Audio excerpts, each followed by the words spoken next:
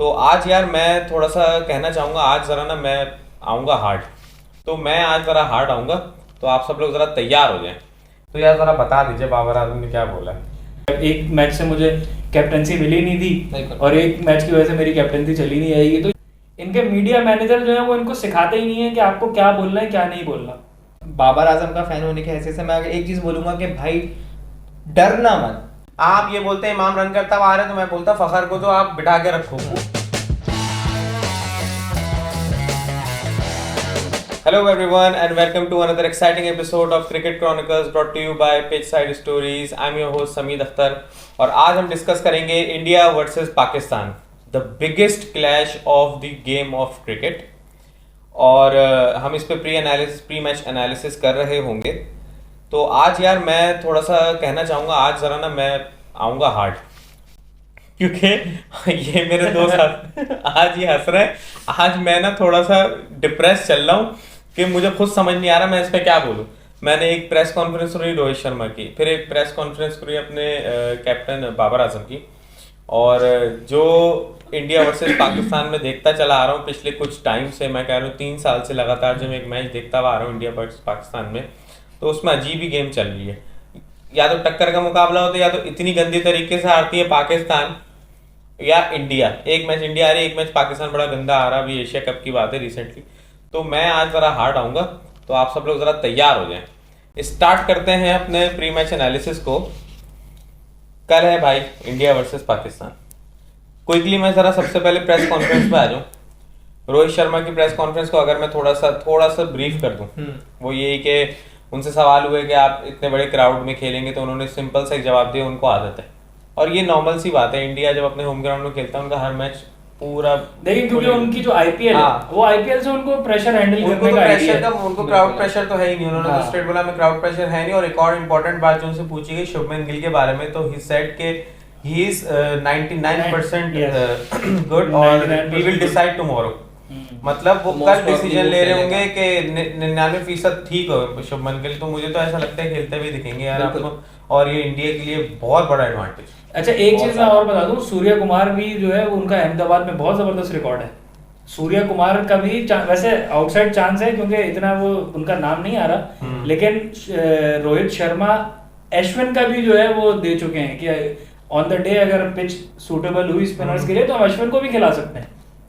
तो यहाँ तक बात जो है वो चल रही है। हो सकता है तो इस पे तो बात होगी। इंडिया में काफी जो है वो इस मामले में चल रहा है। अच्छा, ऑन दी अदर हैंड अगर मैं बाबर आजम की कॉन्फ्रेंस देखूं, तो यार जरा बता दीजिए बाबर आजम ने क्या बोला है। देखिए, बाबर आजम की पहले तो मुझे बॉडी लैंग्वेज बिल्कुल समझ में नहीं आई। बहुत ज्यादा उनकी मतलब बॉडी लैंग्वेज बिल्कुल डाउन थी उनकी, और उनसे सवाल किए गए कैप्टनसी के से रिलेटेड सवाल किए गए उनसे, जो कि उन्हें मेरे ख्याल से तो पास कर देने चाहिए थे। हर जाहिर है आप प्रेस कॉन्फ्रेंस है, हर सवाल का जवाब देना आपको जरूरी नहीं है। बिल्कुल है। उनसे इंडियन मीडिया के किसी ने कैप्टनसी का सवाल कर लिया, उस पर उन्होंने जवाब दे दिया कि एक मैच से मुझे कैप्टनसी मिली नहीं थी और एक मैच की वजह से मेरी कैप्टनसी चली नहीं आएगी। तो ये इंडिया में करने वाली बात है, अवॉइड करना चाहिए था। देखिए, मैं यहाँ पे सबसे ज्यादा जो किसी को कसूरवार ठहराऊंगा वो है इनके मीडिया मैनेजर। इनके मीडिया मैनेजर जो है वो इनको सिखाते ही नहीं है कि आपको क्या बोलना है क्या नहीं बोलना। ये एक बहुत बड़ा मसला है पाकिस्तान का। जो सवाल होता है उसका वो जवाब देने के लिए जो है वो फौरन तैयार हो जाते हैं। तो बहरहाल ये थोड़ी सी सीखने वाली बात है। मीडिया मैनेजर का काम है कि भाई वो उन्हें प्रेस कॉन्फ्रेंस से पहले बैठ के बताए कि ये सवाल हो सकते हैं, इनका जवाब क्या देना है आपको।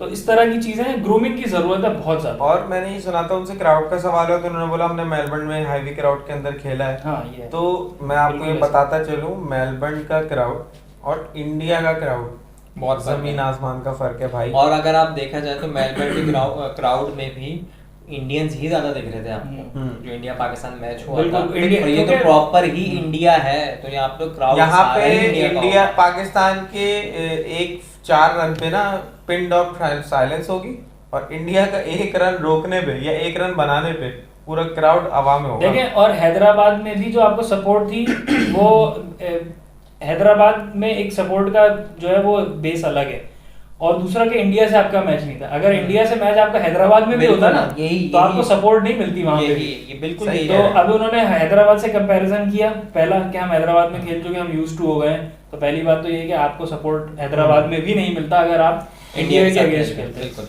दूसरी बात ये है कि वो तो आपने क्लियर कर ही दिया कि एमसीजी जो है वो एक अलग वहां पे माहौल था।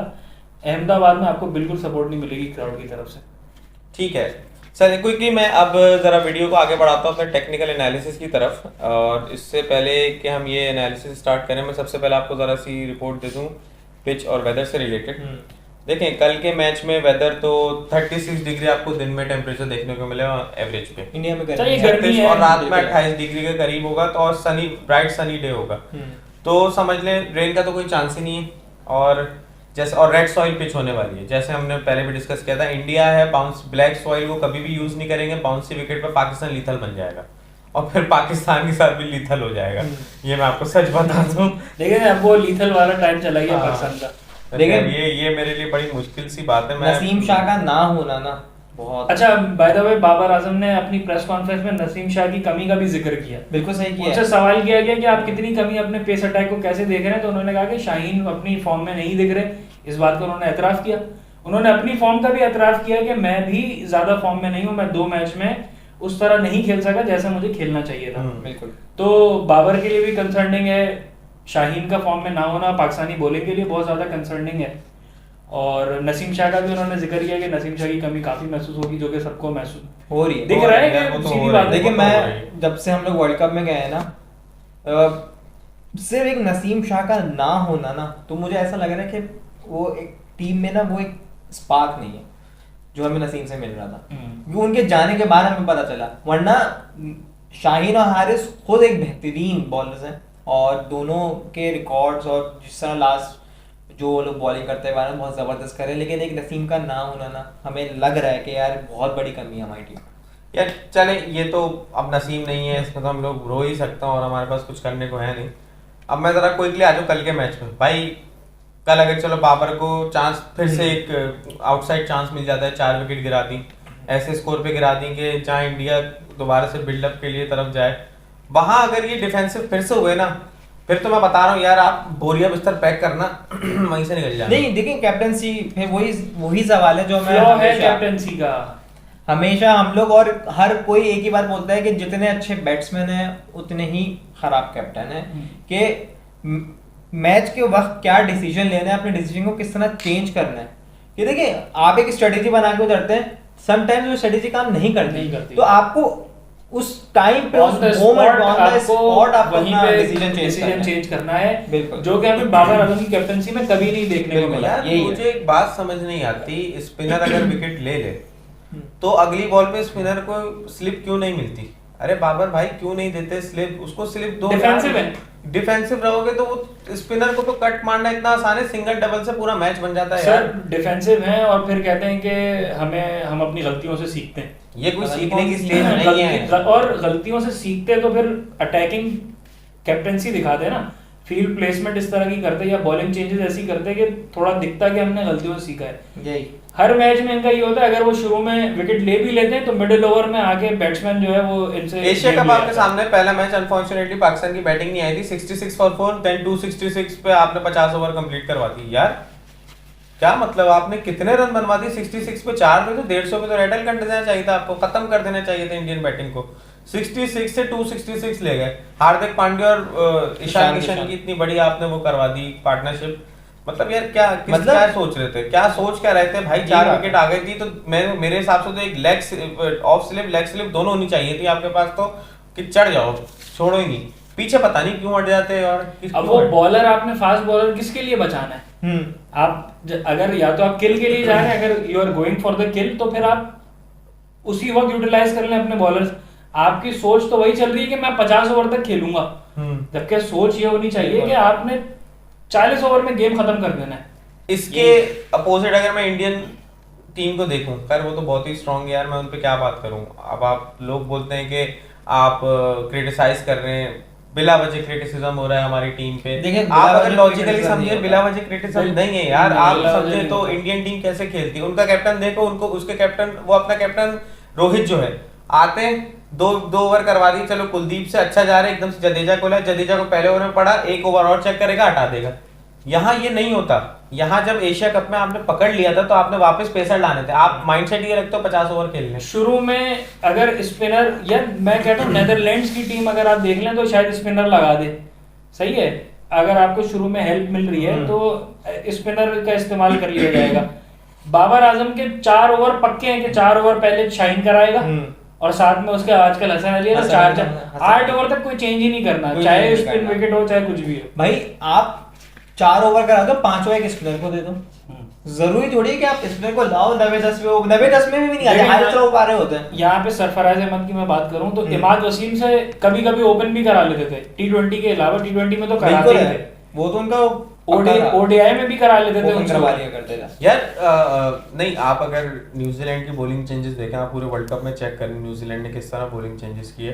3 ओवर बोल्ट कराएंगे, 2 ओवर हेनरी कराएंगे, अचानक सेंटनर आ जाएगा, फिर एकदम से बोल्ट आ जाएंगे, फिर हेनरी आ जाएगा, बोल्ट खत्म, फिर सेंटनर और रविंद्र आ जाएंगे। मतलब स्ट्रेटेजी है ना, चेंजेस, वो स्ट्रेटेजी वो जो मुझे अब तक समझ आ रही है कि वो बैट्समैन को रीड नहीं करने दे रहे बॉलर को, ठीक है ना। अगर आप लगातार बॉलर को लगा के रखेंगे ना, जैसे हम लोग कर रहा था एशिया कप में, शादाब और नवाज को लगा दिया, मतलब लगाया जा रहा है यार। आपके पास आगा सलमान भी इस वक्त ऑप्शन था, आपके पास चाचा भी ऑप्शन था, आप ला रहे हो चाचा को एंड में, मतलब। और ये सब इफ्तिखार ने एंड में अच्छी बॉलिंग करी, बहुत अच्छी बॉलिंग कर ली आपने, लेकिन यूटिलाइज ही नहीं किया।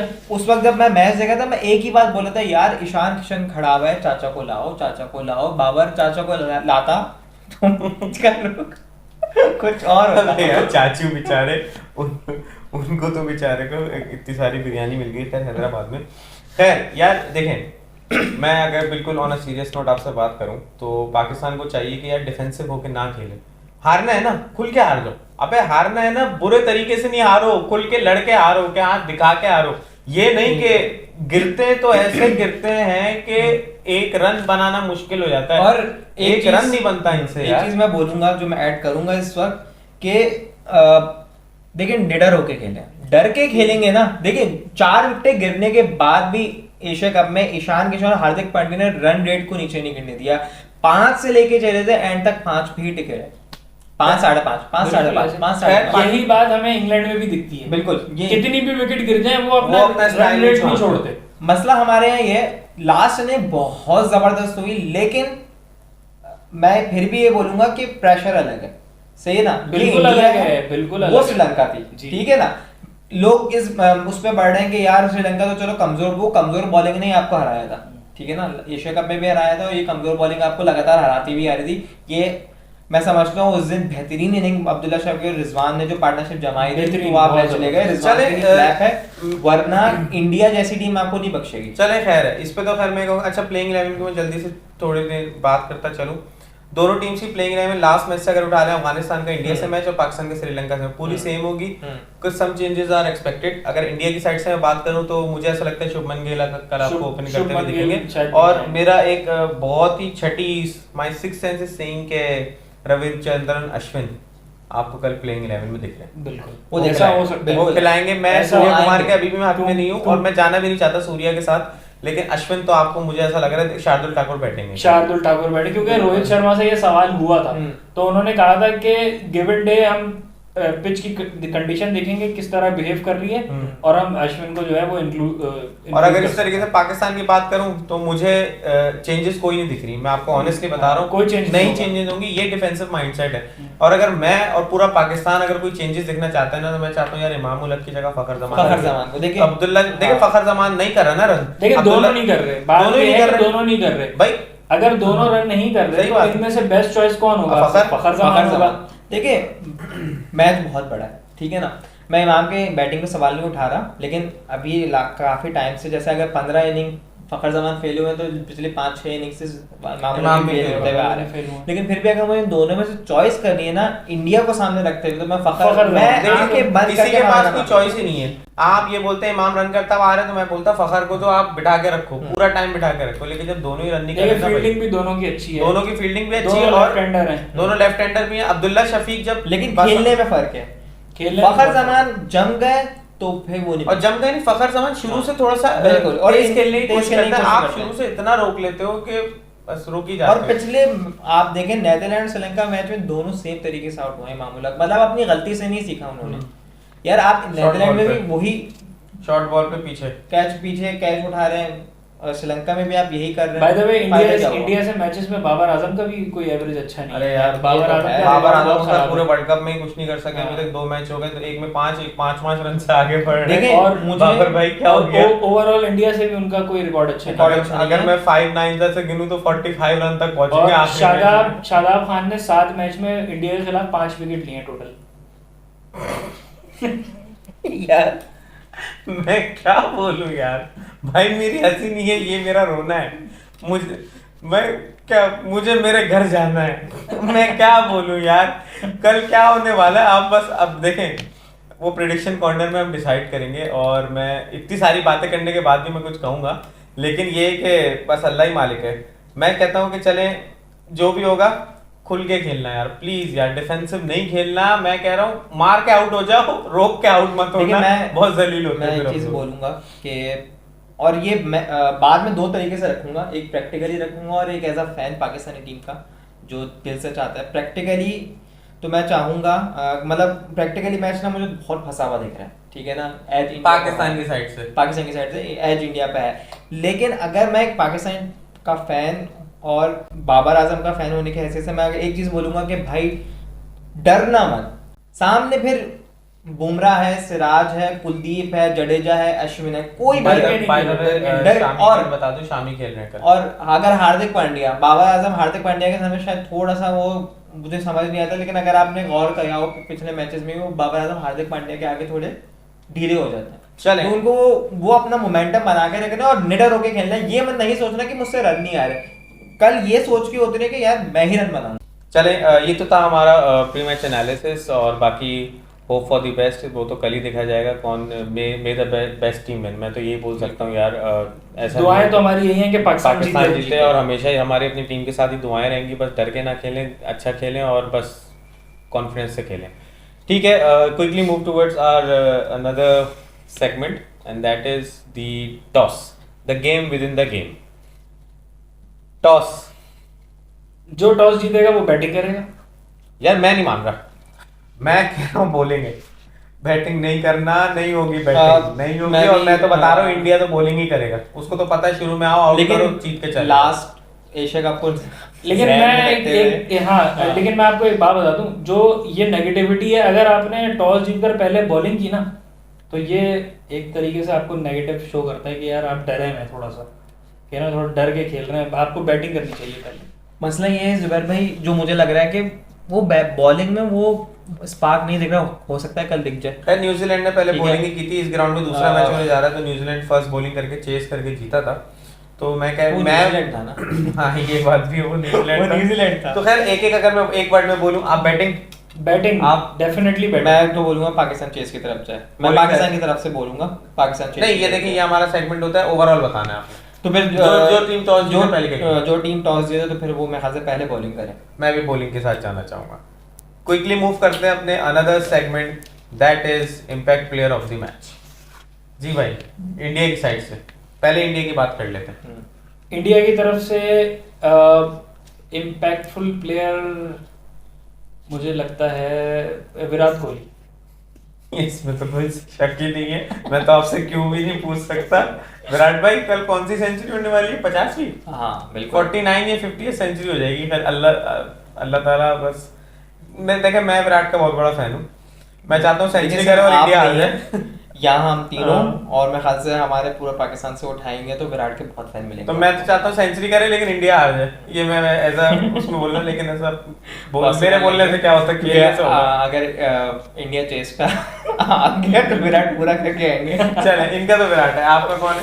देखिए मुझे प्लेइंग 11 से मैं, क्योंकि अगर शुभमन गिल बिल्कुल फिट होते, जैसे आज प्रेस कॉन्फ्रेंस में रोहित शर्मा ने बोला कि वो 99% फिट है, फिर भी लेकिन पता नहीं है शायद वो कल ना खेलें। अगर वो मतलब वो फिट होते तो मैं शुभमन का नाम लेता, लेकिन मेरा नाम विराट है। आप क्या बात हुई यार, मतलब मैं शुभमन गिल सोच के बैठा हुआ था। शुभमन गिल, मैं ये सेंस में कह रहा हूँ, मुझे नहीं पता कि वो कल खेलेंगे। चलें, इनका भी मतलब विराट है भाई, कि मेरा भी विराट टीम कोहली ये है, हमारे पास कोई ऑप्शन नहीं बचता।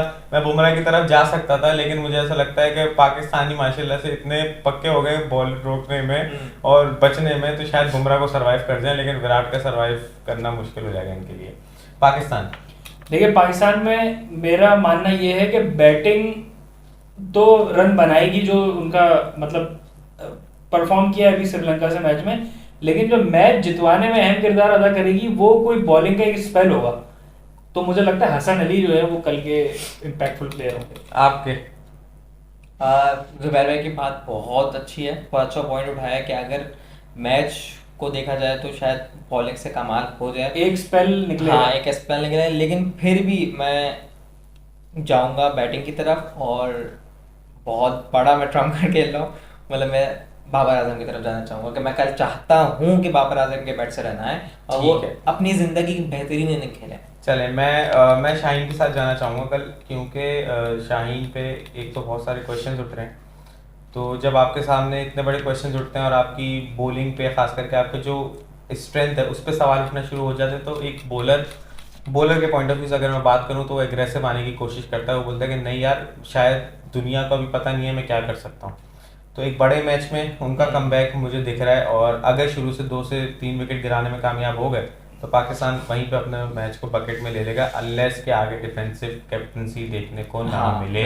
अगर 10 ओवर में 3 से 4 विकेट, 4 तो जा ही नहीं रहा, 3 विकेट आ जाती है ना, तो रेटल करने की तरफ जाने, 30 ओवर तक खत्म कर देना मैच।